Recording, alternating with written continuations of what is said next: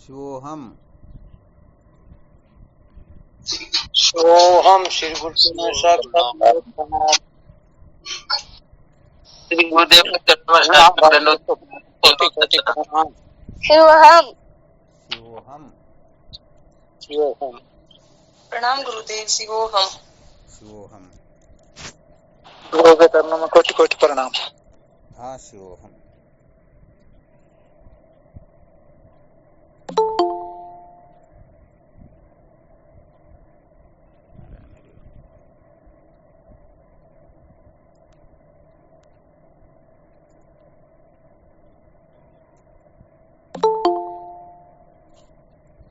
स्वामी जी के श्री चरणों में साष्टांग दंडवत प्रणाम। शिवोम गुरुदेव।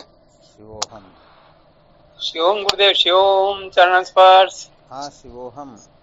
शिवोहम। कोटि कोटि प्रणाम स्वामी जी आपके श्री चरणों में। शिवोहम। हमारे सतगुरु चरणों में कोटि कोटि प्रणाम बाबू जी। शिवोहम। शिवोहम।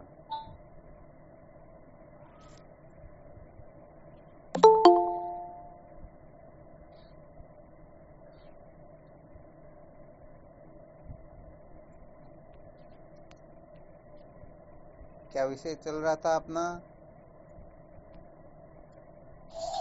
संसार को बनाए रखकर कभी भी सत्य का साक्षात्कार नहीं किया जा सकता। संसार को बनाए रखकर कभी भी सत्य का साक्षात्कार नहीं किया जा सकता, यही चल रहा था ना? जी होगा। बहुत अच्छी बात है। कल क्या सुनाया था इसके अंतर्गत है?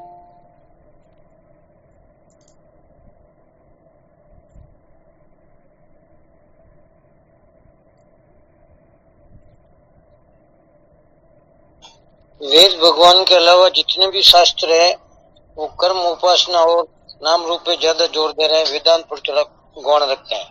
बहुत अच्छी बात है।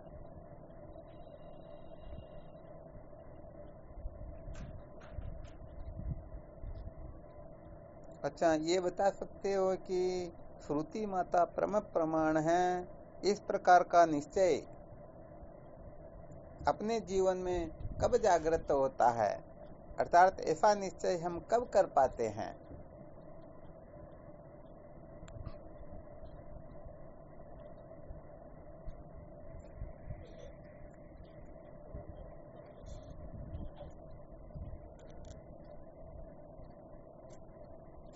गुरुदेव जब ब्रह्म श्रोत्र ब्रह्मनिष्ठ गुरुदेव मिलते हैं। नहीं, गड़बड़ हो गई।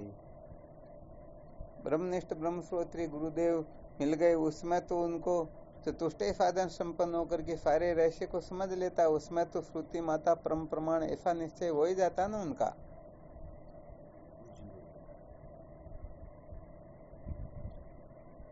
स्वामी जी के चरणों में कोटि कोटि प्रणाम। हाँ शिवोहम। गुरुदेव विवेक जागृत होने पर ऐसा मालूम पड़ जाता है श्री माता परम प्रमाण। और भी कोई साधक बोल के देखो।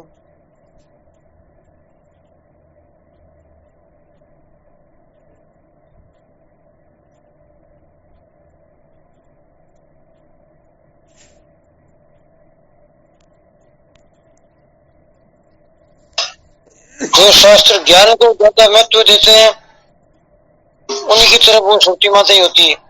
नहीं, यहाँ पर ये प्रश्न है ही नहीं। तो महाराज जी प्रश्न ये है कि श्रुति माता को हम परम प्रमाण कब समझ सकते?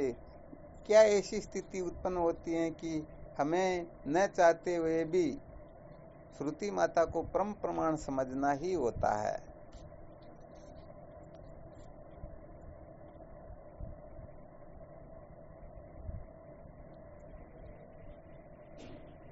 शिवम गुरुदेव।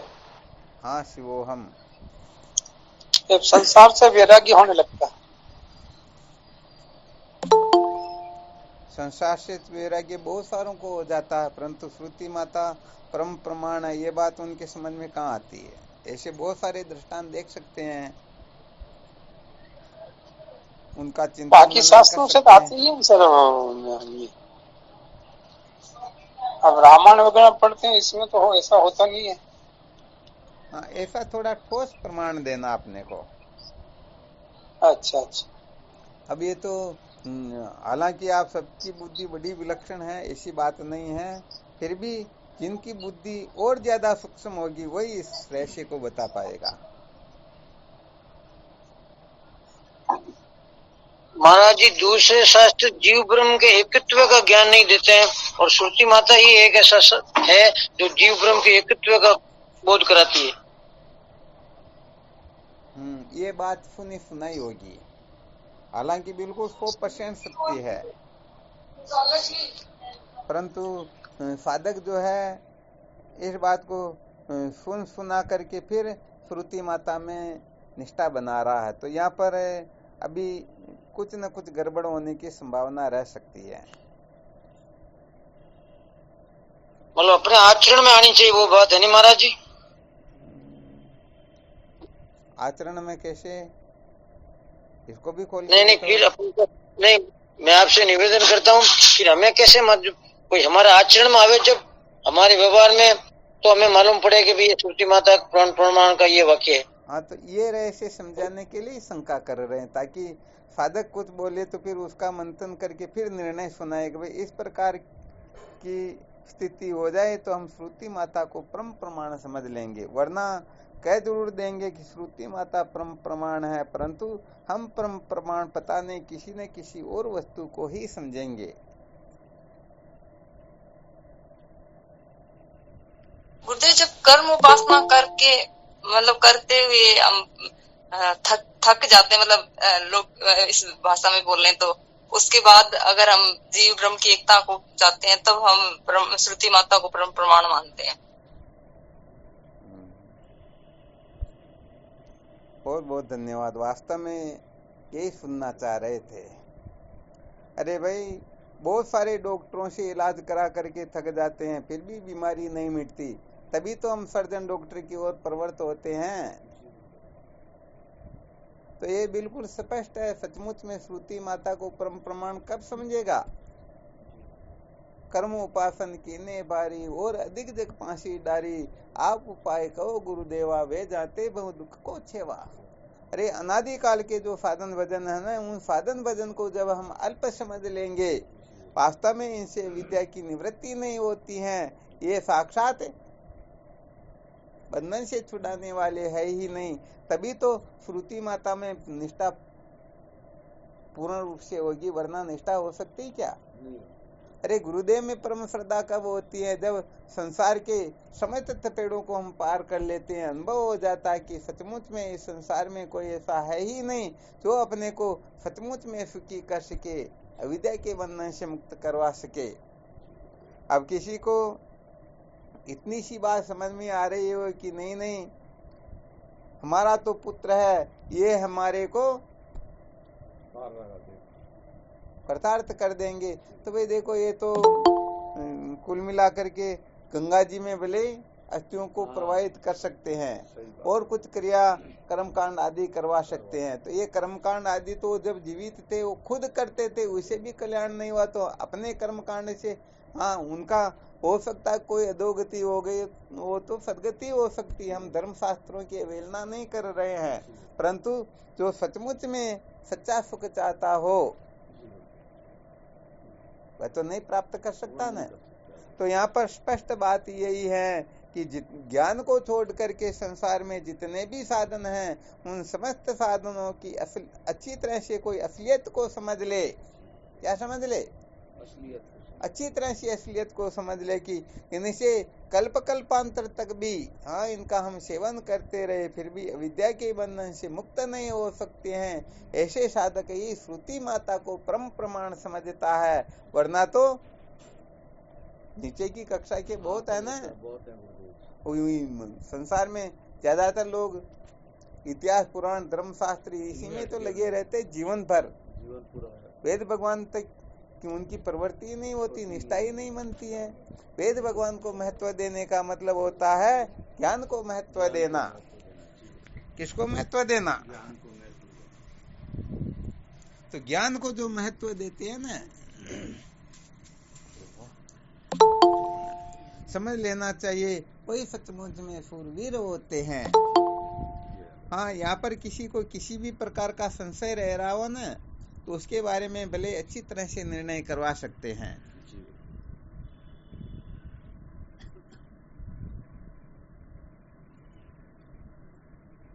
संशय है क्या किसी को?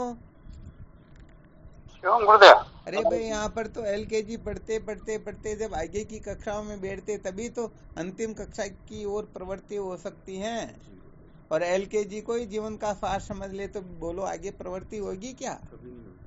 तो यहाँ पर संसार में जितने भी साधन हो, चाहे धर्मशास्त्रों में हो, चाहे इतिहास में हो, चाहे पुराणों में हो, चाहे कथाओं में हो, किसी में भी क्यों न वर्णन कर रखा हो, ये सारे के सारे साधन जो है ये अल्प को ही प्राप्त करवा सकते हैं। ये अपने को जन्म मरण के बंधन से छुड़ा नहीं सकते हैं। तो ये जितने भी धर्म उपासना योग आदि साधन हैं, इन साधनों को जब हम अल्प समझ लेंगे अथवा इनसे प्राप्त होने वाले फल से हम सचमुच में उस फल से हम कहने का मतलब अपने को कृतार्थ नहीं समझेंगे, तभी तो उस वस्तु को प्राप्त करने की ओर प्रवृत्ति होगी, तभी तो जिज्ञासा जागृत होगी ना। हाँ, तो यहाँ पर यही रहस्य है कि किसी भी साधन से यदि कोई कृतार्थ हो जाता है, संसार के किसी नाते से, रिश्ते से, संबंध से, तंदोल से, इसीलिए तो केवल उपनिषद का मंत्र इतना ही संकेत कर देता है, न कर्मणा न प्रजया न धनेन त्यागेन के अमृतत्व मानसु, न कर्म से न धन से न भोग से अमृत तत्व की प्राप्ति होती है, बल्कि इनका सम्यक प्रकाश त्याग करने पर ही होती है। तो जो कर्म धन भोग के प्रति आस्थावान बना हुआ है, बताओ वह वेद भगवान को परम प्रमाण समझेगा क्या? नहीं समझेगा। यहाँ पर ध्यान रखना, वेद भगवान परम प्रमाण जितनी भी बार बोलेंगे यहाँ पर उपनिषदों के लिए ही संकेत कर रहे हैं, बाकी चिन्मयदार मंत्रों के लिए नहीं कर रहे हैं। हाँ, वो तो सब कर्म उपासना परक ही है। वह मंत्र तो किसी के अंतःकरण को शुद्ध करवाते, किसी के अंतःकरण को एकाग्र करवाते हैं, तत्व की जिज्ञासा जागृत करवाते, विवेकादि साधनों से संपन्न करते हैं, परंतु अविद्या के बंधन से मुक्ति तो केवल और केवल मात्र ज्ञान परक श्रुतियों से ही, माँ वाक्य के श्रवण मनन निध्यासन करने से ही होती है, अन्यथा सवाल ही नहीं।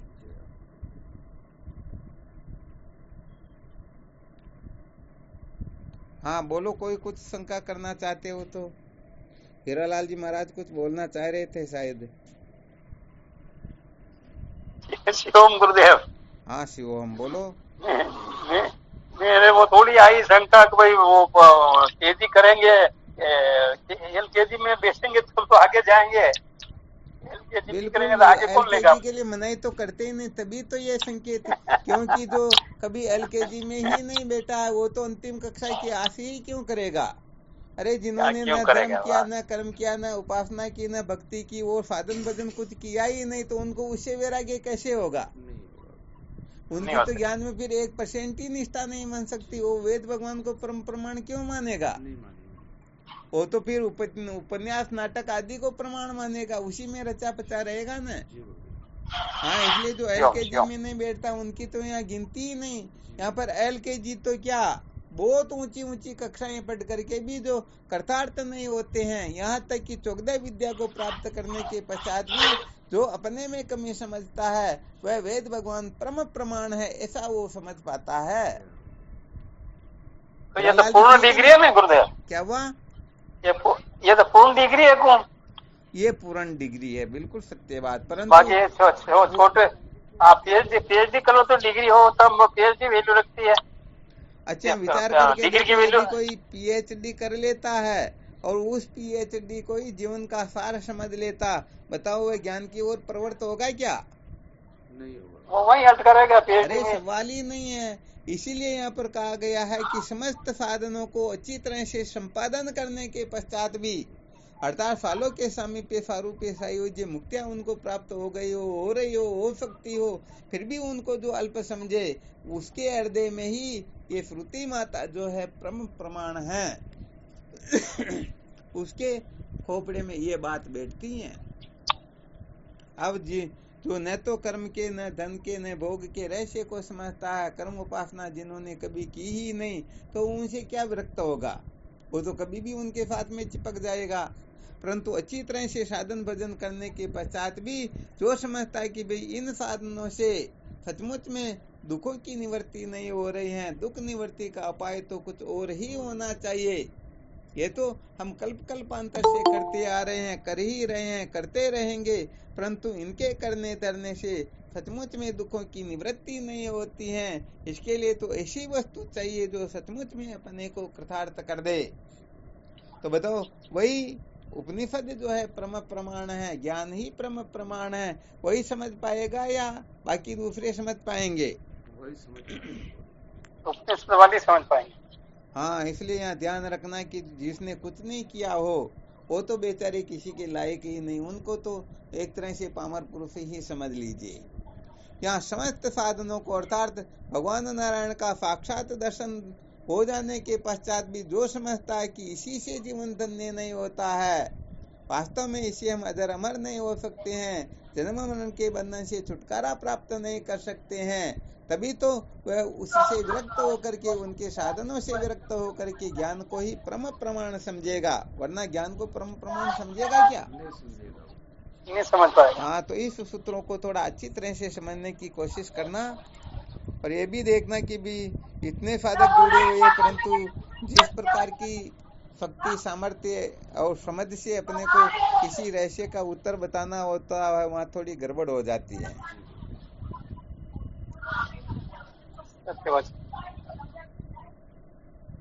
महाराज जी, श्रुति के साथ एक स्मृति शब्द भी आता है, स्मृति क्या चीज है? स्मृति कहते हैं जैसे भगवत गीता जो, इसको स्मृति कहते हैं। यहाँ पर स्मृतियां अनेक होती हैं, परंतु यहाँ पर जब स्मृति का वर्णन किया जाता तो भगवत गीता को लेना होता है। यहाँ पर श्रुति स्मृति सूत्र ये तीनों होते हैं, जिसको प्रस्थानत्रय कहते हैं। उपनिषद गीता ब्रह्म सूत्र, उपनिषदों को श्रुति कहते हैं, भगवत गीता को स्मृति कहते हैं, और वेदांत दर्शन जिसे ब्रह्म सूत्र भी कहते हैं, शारीरिक दर्शन भी कहते हैं, ये होता है सूत्र। तो यहाँ पर श्रुति माता को परम प्रमाण इसलिए बताया जा रहा है कि भगवत गीता जो बात कह रही है वो बात श्रुति में है या नहीं, ऐसे नहीं कहना होता है, बल्कि श्रुति माता में जो है वो भगवत गीता में है या नहीं। यहाँ समझना ये चाहिए कि एक तो होता है राजा, एक होती है रानी, एक होता है बेटा। तो राजा के अनुसार रानी रहे या रानी के अनुसार राजा रहे? राजा के अनुसार रानी रहे। हाँ, यहाँ पर तो संविधान पढ़े हुए हो ना, वो तो कहेंगे नहीं बराबर है, किसने कहा कम ज्यादा, परंतु करे क्या, एक प्रक्रिया ऐसी होती है। तो यहाँ पर रानी जो है राजा के अनुकूल है, तभी वह कहने का मतलब रानी कहलाएगी, और राजा से प्रतिकूल है तो फिर वो एक तरफ बैठी रहेगी, रानी नहीं कहलाएगी, रानी नहीं कहलाएगी ना। तो यहाँ पर लोग क्या करते हैं कि भगवत गीता को परम प्रमाण समझ करके उसमें जो कुछ ऐसे सूत्र आते जिनका अर्थ तो समझते नहीं और बहुत बड़ा अनर्थ कर लेते हैं कि भगवत प्राप्ति के लिए दो मार्ग होते हैं, एक तो सांख्य योग और एक कर्म योग। अरे भाई, बहुत अच्छी बात है आपको भगवत गीता से सूत्र सुनने को मिले, परंतु क्या वेद भगवान, श्रुति माता, उपनिषद इसके लिए संकेत करते हैं? वो भी कहते हैं कि हाँ, कर्म और ज्ञान दोनों से मुक्ति होती है, तब तो भाई ये बात सिद्ध हो जाएगी। परंतु यहाँ पर तो कर्म और ज्ञान ये दोनों भी एक साथ नहीं हो सकते हैं। हाँ, ये बड़ा विलक्षण रहस्य, इसको भी बहुत अच्छी तरह से समझना होता, वरना बहुत सारे लोगों का तो आग्रह रहता कि नहीं हम तो फिर जिस जगह पर है जो काम काज करे ऐसा करते हुए हम तो ज्ञान को प्राप्त कर लेंगे। भाई, गड़बड़ निश्चित रूप से हो जाती है। हाँ, यहाँ पर कर्म और ज्ञान का समसमुच्चय होता ही नहीं। हाँ, यहाँ कर्म और ज्ञान का कर्म समुच्चय भले ये हो सकता है, क्योंकि जितने भी कर्म किए जाते हैं ये देहाभिमान से होते हैं, परंतु ज्ञान जो होता है वो देह में अभिमान निकलता तभी होता है। तो बताओ, कर्म और ज्ञान को एक साथ कर सकता है क्या? नहीं कर सकता। हाँ, कभी नहीं कर सकता। कर्म बहिर्मुख बनाता है, ज्ञान अंतर्मुख बनाता है। तो भाई, अनात्म पदार्थों में सत्यत्व, प्रियत्व, रमणीयत्व की बुद्धि होगी तभी हम कर्म करने की ओर प्रवृत्त होंगे, परंतु ज्ञान जो होता है ये सब कचरे से ऊपर उठे तब ज्ञान होता है। तो वहां पर तो कह दिया गया, देखो संकेत कर रहे हैं, 3 सूत्र निकल रहे हैं यहाँ पर। एक तो मोक्ष केवल मात्र ज्ञान से होती है, एक सूत्र है मोक्ष केवल मात्र कर्म से होती है, और एक सूत्र ये होता है कि कर्म और ज्ञान दोनों से होती हैं। तो इसमें सबसे ऊंची कक्षा का सूत्र तो है ज्ञान से मोक्ष होती है। फिर दूसरे नंबर का सूत्र कर्म और ज्ञान दोनों से, दोनों साथ साथ हो। कहने का मतलब कहते हैं ना, जैसी कहनी है वह उसी रेणी है वह। और ऐसे भजन भी बहुत सारे आते हैं, कहे जैसे चले तो लेऊं वारना, ठीक है ना। और कहते भी हैं कतनी मीठी खांड सी, कहनी मीठी कतनी मिट्टी खांड सी, करनी विष की लोई, कतनी तज करनी करे विष का अमृत होई। हमारे स्वामी राम जी महाराज तो कहा करते थे, दही मन ज्ञान से ढई तोड़ा आचरण श्रेष्ठ है। अब लगता है कि ये सूत्र कितने बड़े खतरनाक है, परंतु सत्य कहे तो एक नंबर की मूर्खता से युक्त होते हैं। वास्तव में देखा जाए तो व्यवहारिक दृष्टि से तो ये बातें ठीक होती हैं, परंतु ब्रह्म विद्या का तो दृष्टिकोण ही बिल्कुल अलग होता है। उसमें तो अणु मात्र का भी कर्म का लेश मात्र भी नहीं। क्या बात करते हो। ये तो जब ब्रह्म सूत्र का ठीक प्रकाश से अध्ययन करते हैं ना, तो वहां पर अणु मात्र भी उनका प्रवेश नहीं होता है। तो तीसरे नंबर का सूत्र है कर्म से मोक्ष होती है। तो जब दूसरे नंबर के सूत्र का ही खंडन हो गया, तो तीसरे नंबर का तो क्या महत्व रहा। तो भाई ये संसार के अंतर्गत, धर्म कर्म के अंतर्गत ऐसा होता है कि कथनी करनी एक होनी चाहिए, परंतु ब्रह्म विद्या बड़ी विलक्षण होती है। लोग इन रहस्य को समझते ही नहीं कि ऐसे कोई रहेगा, ऐसा करेगा, वैसा करेगा तभी हुए ज्ञानी। ये तो भोले जीवों की बातें होती। वास्तव में देखा जाए तो ज्ञानी के स्वरूप को तो समझ ही नहीं सकता है, परंतु संसार में सबके अंदर ऐसे ही आग्रह भरा रहता है कि नहीं, ऐसे बैठे, ऐसे उठे, ऐसे रहे, ऐसे देखे, ऐसे व्यवहार करे, वही ज्ञानी, बाकी ज्ञानी किस बात के। तो सचमुच में जिनको सत्य का साक्षात्कार न करना हो, वो बेवकूफ लोग ही अनेक प्रकार की कल्पनाएं करते हैं, बातें करते हैं। वरना ज्ञानी सिर्फ ज्ञानी होता है, ज्ञानी साक्षात ब्रह्म होता, ज्ञानी इसके सिवाय कुछ होता ही नहीं। वो पहले एक दृष्टांत सुनाया था शायद,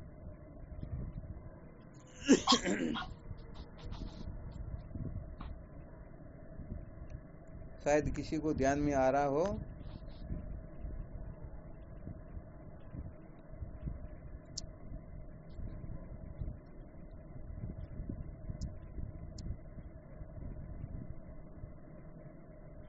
अभी नाम पता भी ध्यान से निकल गया भाई। काशी के राजा थे या कहाँ के थे? हाँ, काशी के राजा दरभंगा, उनके गुरुदेव थे विश्वतानंद जी महाराज। हाँ शायद, या ये किसी को ध्यान में आ रहा हो तो थोड़ा संकेत कर देना ना। तो कहने का मतलब वो राजाओं की तरह ठाट बाट से रहने लग गए। तो जाकर के शिकायत कर दी, अरे संत ऐसे होते, ज्ञानी तो ऐसे होते, त्यागी होते, तपस्वी होते, विरक्त होते, ऐसा करते वैसा। ये ज्ञानी किस बात के, तो ठाट बाट से रहते हैं, इनके तो कोई कमी नहीं, मौज मस्ती करते, ज्ञानी किस बात के। तो राजा चला गया, जाकर के प्रश्न कर लिया, गुरुदेव ज्ञानी के लक्षण क्या होते हैं? क्या प्रश्न किया? ज्ञानी के लक्षण क्या है? तो गुरुदेव ने उत्तर नहीं दिया और उनके किसी शिष्य को कहा, इस बेवकूफ का कान पकड़कर दरवाजे के बाहर खड़ा कर दो। महाराज महात्मा लोगों के लिए क्या राजा, उनके लिए चक्रवर्ती सम्राट क्या, यहाँ ब्रह्मा विष्णु ईश्वर की भी परवाह नहीं होती, तो इनकी क्या परवाह।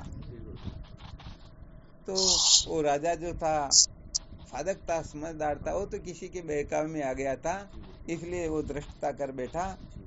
परंतु गुरुदेव की आज्ञा थी, इसको बाहर खड़ा कर दे। तो कोई मंगसर पोष का महीना था, भयंकर सर्दी पड़ती, और राजा तो कैसे ठाट बाट से रहते, परंतु वो कहने का मतलब वहीं पर पूरी रात बाहर ही खड़े रहे, बैठे भी नहीं इधर उधर, क्योंकि गुरुदेव की आज्ञा के यहाँ खड़ा कर दो तो मुझे खड़ा ही रहना है। 4 बजे गुरुदेव बाहर निकलते हैं, देखते हैं कि वो तो वहीं पर खड़े हैं। तुरंत गुरुदेव प्रबंध करते अग्नि का, अग्नि प्रकट करते हैं और उनको बिठा के उनको तपाते हैं, शरीर हाथ पैर की थोड़ी मालिश वगैरह करते, उनके शरीर में थोड़ा, ठीक है ना। और जब राजा थोड़ा योग्य हुआ तो गुरुदेव ने कहा बेटे यही ज्ञानी के लक्षण है। अर्थात ज्ञानी जो होता है ना, तेरे जैसे चक्रवर्ती सम्राट को भी कुछ नहीं समझता है और आवश्यकता पड़े तो उनके हाथ पैर की मालिश भी करना हो तो कर देता है। परंतु ये तेरी मूर्खता है कि तूने मेरे को ज्ञानी समझा। अरे मैं ज्ञानी नहीं, मैं तो साक्षात ब्रह्म स्वरूप हूँ, मैं तो ज्ञान स्वरूप हूँ। तो ज्ञानी के लक्षण पूछता तो ज्ञानियों को देखते रहा कर, हम ज्ञानी नहीं, हम तो साक्षात ब्रह्म है। अब बताओ ब्रह्म का कोई लक्षण बता सकता है क्या? कोई नहीं बता सकता है। तो ये होता क्या है कि लोग इन रहस्य को नहीं समझते ना, इसलिए वो कल्पना में जीते रहते हैं, उलझे हुए रहते हैं। इसलिए सत्य को जानना अत्यंत आवश्यक होता है। तो भाई अपना विषय चल रहा था, जब तक ज्ञान के अतिरिक्त जितने भी साधन हैं, इन समस्त साधनों में जो अच्छी तरह से कमी का अनुभव नहीं कर लेता, इनके द्वारा कभी भी अविद्या की निवृत्ति नहीं हो सकती है। ये सचमुच में सदा सदा के लिए अपने को कृतार्थ नहीं कर सकते हैं। ऐसी समझ जब तक जागृत नहीं होती है, तब तक सच्ची बात यह है कि वह कभी भी कृतार्थ होता ही नहीं। तब तक उपनिषद या ज्ञान परम प्रमाण है, ये उनके हृदय में बैठता ही नहीं और ज्ञान की ओर प्रवृत्ति नहीं होती। नहीं, इसका यही कारण होता है। हमें आस्था रहती है, आशा रहती कि नहीं नहीं इस कर्म से मैं मोक्ष प्राप्त कर लूंगा। ऐसी धारणा करने से, ऐसा ध्यान करने से, ऐसी समाधि लगाने से क्या, हाँ, उनके खोपड़े में अनेक प्रकार की रहती है। तो उसके आश्रित वह कल्पना करता रहता कि इसे नहीं होगा तो उसे नहीं। ज्ञान की हमको कोई जरूरत नहीं है, हम तो बिना ज्ञान के कुछ भी करके हो जाएंगे। तो यहाँ थोड़ा रहस्य बताया जा रहा था। भगवत गीता यदि कह दे कि 2 साधन होते हैं और श्रुति माता कहती एक ही साधन है, तो यहाँ श्रुति माता को ही महत्व देना होगा, क्योंकि परम प्रमाण जो है श्रुति माता होती है। श्रुति परम प्रमाण है। स्मृति श्रुति के अनुकूल होने पर प्रमाणित होती है और सूत्र जो है श्रुति और स्मृति दोनों के अनुकूल होने पर ये ब्रह्म सूत्र प्रमाणित होता है। तो वास्तव में सत्य कहा जाए तो भगवद गीता जो है उसमें एक भी ऐसा सूत्र नहीं है, श्लोक नहीं है, एक भी अक्षर ऐसा नहीं है जो श्रुति माता का विरोध करता हो। ये तो ना समझ लोग समझते नहीं है, पता नहीं कहाँ से क्या क्या पढ़ करके आ जाते हैं और अंत संत अर्थ कर देते हैं, कल्पना कर लेते हैं उनके बारे में। न तो उनको युक्ति का पता होता है, न संगति का पता होता है, न सिद्धांत रहस्य का पता होता है। अभी तक उनको पता ही नहीं कि भगवद गीता का अवतीर्ण जो हुआ ये क्यों हुआ, किसके लिए हुआ। अरे जब ये बात समझ में आ जाए कि अर्जुन को मोह हो गया था और मोह की निवृत्ति के लिए ही भगवान ने भगवद गीता का उपदेश दिया। मोह की निवृत्ति तो ज्ञान से होती है। बताओ, मोह की निवृत्ति का कोई साधन है क्या? कोई साधन नहीं है, ज्ञान के अलावा कोई साधन है ही नहीं। तो मुख्य और महत्वपूर्ण सूत्र यही है कि बाकी के जो साधन हैं ये अंतःकरण की शुद्धि करवाते हैं, ये साधन संपन्न बनाते हैं, विरक्त बनाते हैं, सब अपनी अपनी जगह पर ठीक है। परंतु अज्ञान की निवृत्ति तो केवल और केवल मात्र ज्ञान से ही होती है। ज्ञान के सिवाय और कोई साधन है ही हाँ। इस रहस्य को बहुत अच्छी तरह से समझना होता है, निश्चय करना होता है, तब जाकर के सचमुच में बात कुछ और होती है। अब करें तो क्या करें, लोग समझते तो है नहीं और बैठे रहते नहीं नहीं हम तो इस धर्म का पालन करेंगे तो हमको हाँ मोक्ष मिल जाएगी, मुक्ति मिल जाएगी। क्योंकि संसार के लोग भी तो वाह करनी चाहिए ना। और यदि थोड़ी बहुत गड़बड़ कर दे तो लोग तो उंगली से बताने लग जाते हैं। अब जो उंगली बताने मात्र से डरने लगते हो संसार का त्याग थोड़े कर सकते हैं, वो सत्य का साक्षात्कार सपने में भी नहीं कर सकते। इसलिए इन समस्त सूत्रों को बहुत बहुत बहुत अच्छी तरह से समझना होता है। तो सत्य बात तो यही है।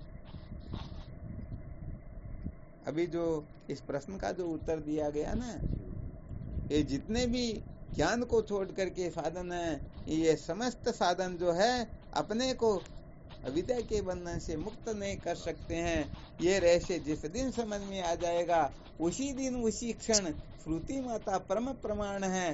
ज्ञान से श्रेष्ठ कोई प्रमाण होता ही नहीं, ज्ञान के सिवाय और कोई साधन है ही नहीं। ये बात तभी समझ में आएगी। अब अपने समझ में नहीं आता तो अपन तो क्या करें, बस बच्चे बच्चों का ध्यान रखते, पति पत्नी का ध्यान रख लेते हैं, खा लेते पी लेते, नौकरी कर लेते हैं, बंगला बना लेते, धन एकत्रित कर लेते हैं। बस कुल मिलाकर के 24 घंटे बेल बने रहते हैं और फिर कहते हैं गड़बड़ हो जाती है ना। बिल्कुल सत्य बात है। ये तो इन साधनों को सचमुच में फिर विशेष बात यही होती जो जन्म मरण के बंधन से छूटने के लिए, हाँ ये लक्ष्य सबसे पहले बनाना होता। ये लक्ष्य बना करके फिर कर्म उपासना करता ना, वही इस रहस्य को समझ सकता है कि कर्म उपासना से भी सचमुच में सच्ची शांति नहीं मिलती है। तभी तो ज्ञान के महत्व को समझ पाएगा। वरना जीवन का लक्ष्य निश्चित ही नहीं किया तो वास्तव में ज्ञान प्रमाण है या कर्म प्रमाण, उनको जरूरत ही नहीं होती। क्या करना उसको तो मनोरंजन करना ना।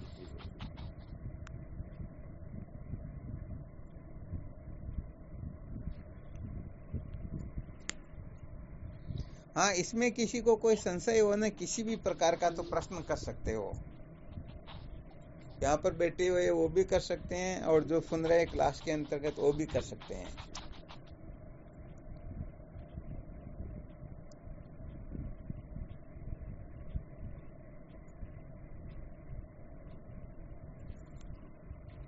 कोई शंका नहीं? नहीं गुरुदेव, कोई शंका नहीं। चलो, बहुत बहुत धन्यवाद है।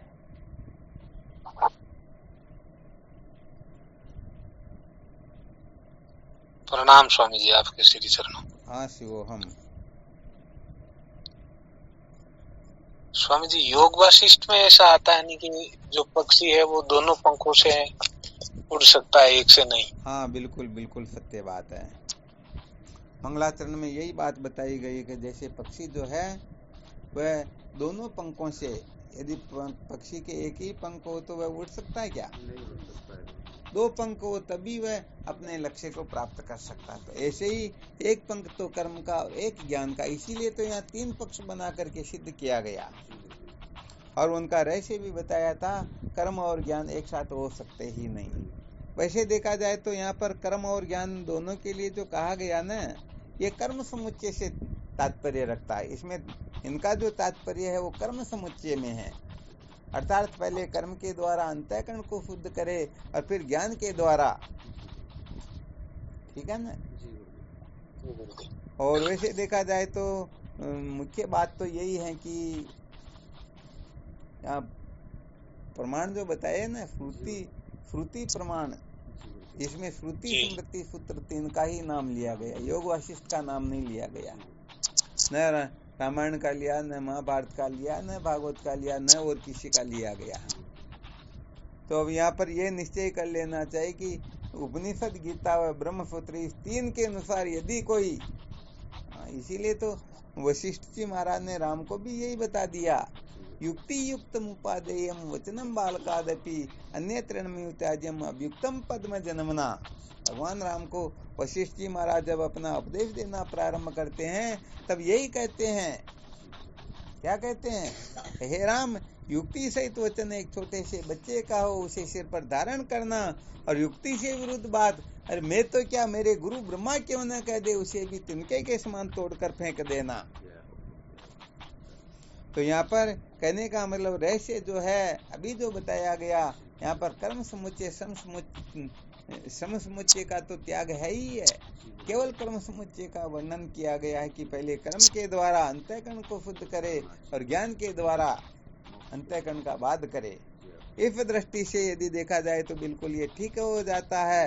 और कोई यदि आग्रह कर बैठता नहीं, ऐसा तो संभव ही नहीं है, ऐसा तो तभी हो सकता है जब इसको कोई गलत सिद्ध कर बता दे। पक्षी 2 पंख से तो उड़ेगा, अरे किसने कहा गलत नहीं, ये तो बिल्कुल 100% गलती है।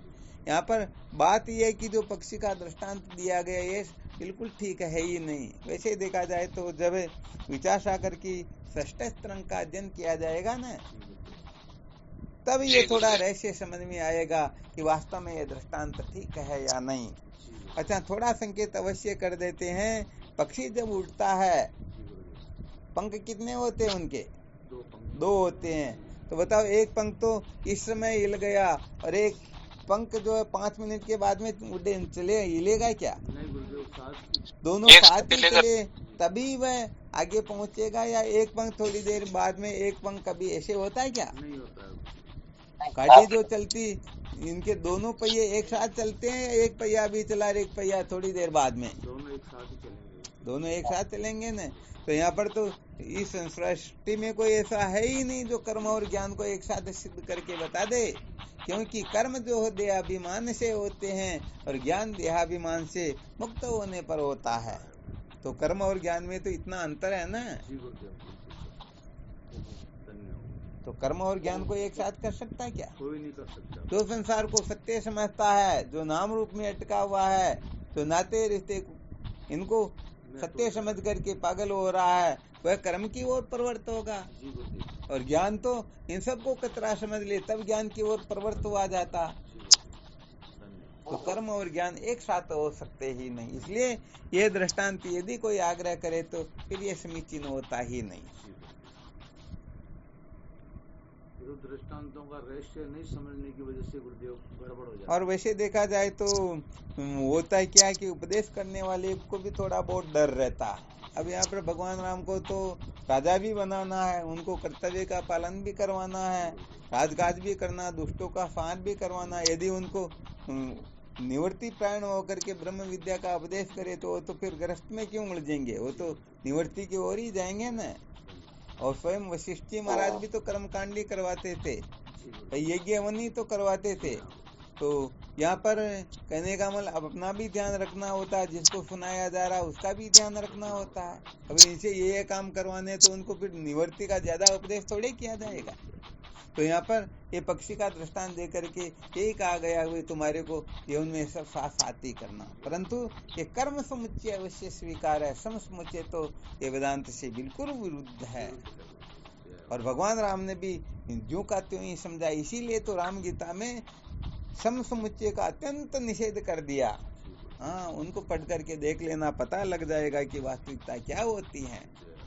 तो वहाँ डायरेक्ट ही सम समुच्चय पर प्रहार किया गया है। सम समुच्चय कभी भी सिद्ध नहीं हो सकता है। और सम समुच्चय का मतलब या तो कर्म से मोक्ष प्राप्त करो या ज्ञान से प्राप्त करो, दोनों में किसी एक से। अथवा सम समुच्चय को थोड़ी देर के लिए समझ सकते हैं कि कर्म और ज्ञान दोनों को एक साथ करना।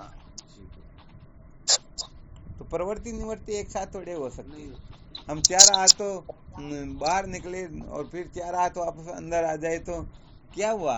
हम है जहाँ के ताई है ना। प्रकाश और अंधकार एक साथ रहता ही नहीं है। हाँ, कभी नहीं रहता। इसीलिए सत्य कहें तो फिर प्रस्थान त्रय के अंतर्गत विद्या के अष्टादश प्रस्थान होते हैं ना। तो यहाँ पर सारे शास्त्र अपनी अपनी जगह पर ठीक है, परंतु इनको इतिहास में ही इनकी गिनती होती है। आ गया समझ में? क्योंकि उनमें इतिहास भरे हुए हैं। हालांकि बहुत बहुत उच्च कक्षा की बातें हैं, परंतु गिनती इतिहास में ही आती है।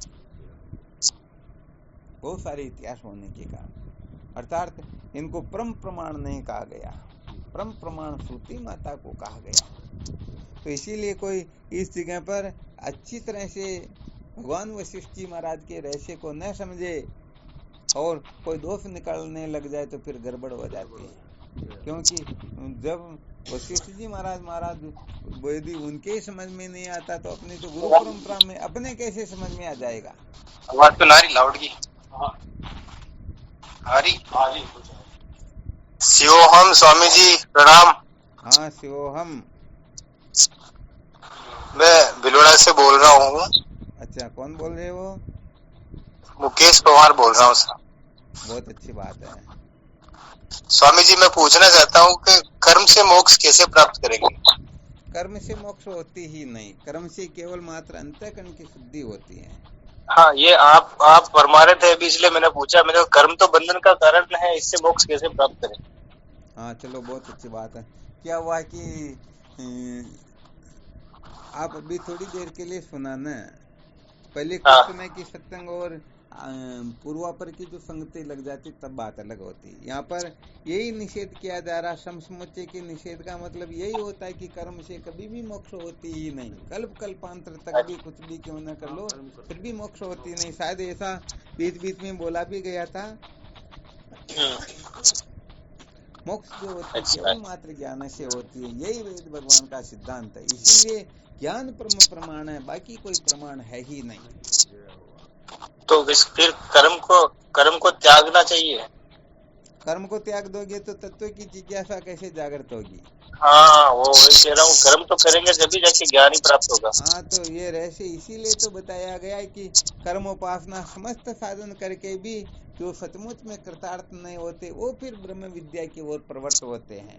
वो फिर इस तरफ भटकते भी नहीं, क्योंकि उनको अच्छी तरह से पता, जिन्होंने संसार के भोग पदार्थों का अनुभव कर लिया वो इस तरफ क्यों पड़ेंगे कचरे में, वो तो आगे की ओर प्रस्थान करेंगे ना। तो अनंत जन्मों के साधन भजन और इस जन्म में जितना भी साधन भजन किया अच्छी तरह से समझ ले कि चाहे कितना भी ऊंचे से ऊंचा साधन क्यों न हो, इसलिए कह दिया ब्रह्म विद्या को छोड़ करके अनंत अनंत जितने भी साधन हैं, समस्त साधनों को करने के पश्चात भी जो सचमुच में कृतार्थ नहीं होता है वही सचमुच में इन सबको कचरा समझ सकता है और ब्रह्म विद्या को महत्व दे सकता है। वही श्रुति माता परम प्रमाण है, इसको स्वीकार करेगा, वरना बाकी स्वीकार नहीं करेंगे। कि कर्म से नहीं हो रहा तो उपासना से कर लेंगे, योग से कर लेंगे, भक्ति से कर लेंगे, इससे कर लेंगे, उससे कर लेंगे, कुछ न कुछ वो करते ही रहते हैं। आ गया ना चित्र से समझ में? ऐसे यही रहते यहाँ बताना चाहते हैं। पहले आप दृष्टांत देते जो कुएं में गिर जाता तो तैरना नहीं जानता तो मर जाता। हाँ बिल्कुल, उसके लिए पहले तैरना पड़ेगा, फिर चट्टान को पकड़ना पड़ेगा, फिर रस्से को पकड़ना पड़ेगा। कुल मिलाकर के कर्मणा बद्धते जंतु विद्याचे मुच्यते, कर्म से बंधन होता है, ज्ञान से मुक्त हो जाते हैं। न कर्मणा न पर्जया न धनेन त्यागे न के मृतत्वमांसु, न कर्म से मोक्ष होती, न धन से मोक्ष होती, न भोगों से मोक्ष होती है। मोक्ष तो केवल और केवल मात्र ज्ञान से होती हैं। इस रहस्य को ही बहुत अच्छी तरह से समझना होता है। असली बात यह है। परंतु साधकों को इसीलिए कहने का मतलब संत महापुरुषों के सानिध्य में स्वाध्याय करने के अनंत लाभ होते हैं। भोले जीव समझते तो है नहीं कर्म का कब त्याग करना चाहिए, कब कर्म को ग्रहण करना चाहिए। अब इसको समझते नहीं तो बड़ी गड़बड़ हो जाती है ना। देख लेके नहीं हम तो जैसे मेरे पिताजी 50 किलो का कटा उठा रहे तो मैं कोई इनसे पीछे थोड़े रहने वाला हूँ, इनसे कमजोर थोड़े, मैं भी 50 किलो का उठाऊंगा। अरे योग्यता 5 किलो की है, दब जाओगे मर जाओगे, बात बिगड़ जाएगी। हाँ, इसलिए जब तक तत्व जिज्ञासा जागृत नहीं होती है तब तक निष्काम कर्म को निष्काम भाव से भगवद अर्पण बुद्धि से ईश्वर की प्रसन्नता के लिए जो करेगा सचमुच में उसी का अंतःकरण शुद्ध होगा। वरना सकाम भावना से करने किए जाने वाले कर्म तो निश्चित रूप से बांधते हैं। दूरेण है वरम कर्म बुद्धि होगा धनंजय, बुद्धो शरणम विच्य कर्पणा फल हेतु। हे अर्जुन, फल के हेतु बनने वाले तो अत्यंत दीन होते, वो तो बेचारे दया के पात्र होते हैं। इसलिए निष्काम भाव से जो किया जाता है वही अंतःकरण को शुद्ध करता है, और जिनका अंतःकरण शुद्ध होता है सचमुच में वही फिर ज्ञान के रहस्य को समझ सकता, तभी ज्ञान को महत्व दिया जा सकता है। इसलिए अंतःकरण शुद्ध नहीं ज्ञान की ओर प्रवृत्त हो गए तो वो ज्यादा दिन तक टिक नहीं सकेंगे, वापस उसी कर्म उपासना में लग जाएंगे। इसलिए इन सबको शास्त्रोक्त रीति से अपनाना होता है, ग्रहण करना होता है, समझना होता है। अपनी अकल होशियारी से कोई कुछ करता है तो फिर सिद्धि को प्राप्त नहीं होता है। चलो ठीक, फिर कल विचार करेंगे। शिवोहम भगवान के संग प्रणाम। शिवोहम स्वामी जी के चरणों में साष्टांग प्रणाम। शिवोहम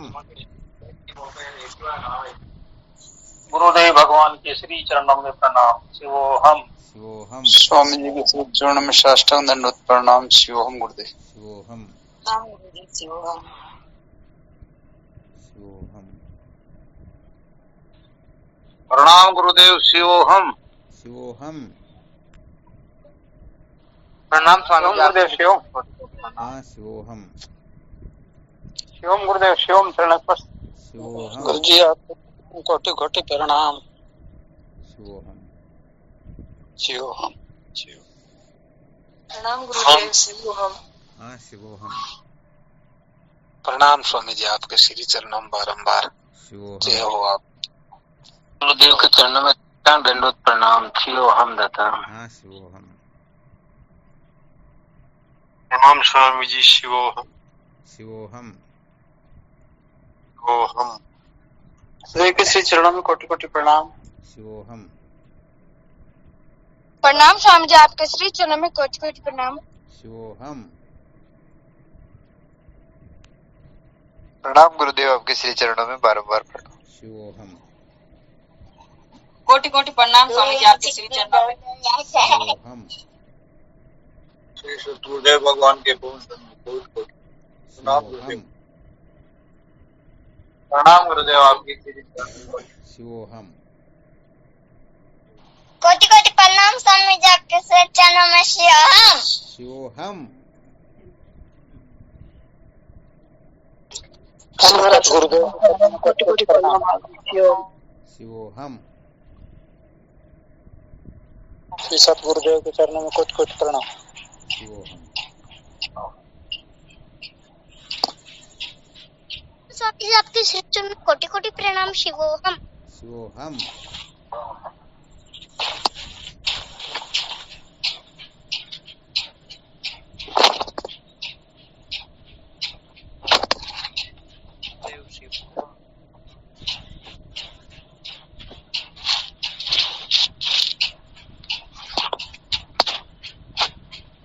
चलो ठीक शिवोहम